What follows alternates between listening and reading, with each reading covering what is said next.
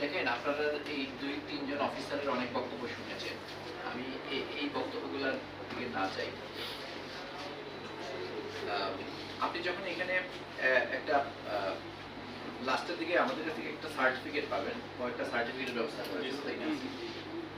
আর আপনার কাছে একটা খাম দিবে। এটা খুব বেশি কিছু নয়, গুরুত্বপূর্ণ নয়, একেবারেই নয়।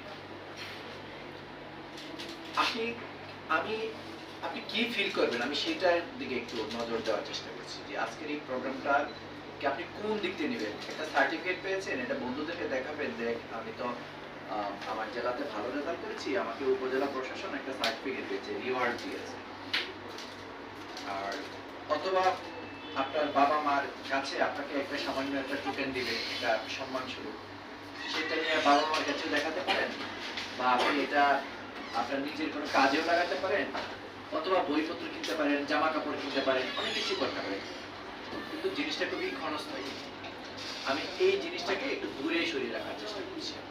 আমি অন্য বোর্ড স্ট্যান্ড 20 জনকে স্ট্যান্ড বোর্ড স্ট্যান্ড করেছে, পরে আর কিছুই করতে পারেনি।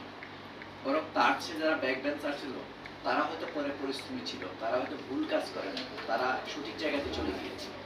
আর যে বোর্ড স্ট্যান্ড করেছে সে প্রশংসা বাণী শুনতে শুনতে সে এত বেশি মানে প্রশংসিত হয়েছে, সে তার পরের যে কাজটা সে বিচ্যুত হয়ে গেছে। তোমাদের সেই জায়গাটা থেকে মনোযোগ দিতে হবে। তোমরা যারা এখানে আছো, তোমাদের বাবা মা তোমাদেরকে নিয়ে অনেক চিন্তা করে। একটা জিনিস মনে রাখবা, সব সব ভালো তার কার শেষ ভালো তার। তোমরা মাত্র শুরু করেছো, তোমাদের শুরুটা ভালো, এই শুরু ভালো বেশিক্ষণ যাবে না, বেশিক্ষণ টিকবে না। এই যে সুখ স্বপ্ন, এই যে তোমার মানে প্রশংসা, এই যে তোমার গর্বিত হওয়া বিষয়, এই যে তোমার নিজের প্রতি যে মানে আত্ম বিবেচনা যেটা তোমরা করছো, এটা বেশিক্ষণ টিকবে যদি তোমার শেষটা ভালো না হয়। শেষটা কি? একটা জিনিস মনে রাখবা, পৃথিবীতে তুমি একটা জায়গায় যদি যেতে পারো তোমার লাইফটা অনেক ইজি হবে। সেটা হলো বিশ্ববিদ্যালয়। বিশ্ববিদ্যালয়ে যদি ভর্তি না হতে পারো, সেটা মেডিকেলে যদি ভর্তি না হতে পারো, বা কোনো ইঞ্জিনিয়ারিং বিশ্ববিদ্যালয়ে যদি ভর্তি না হতে পারো, তোমার লাইফটা কঠিন। তোমার কাছে যখন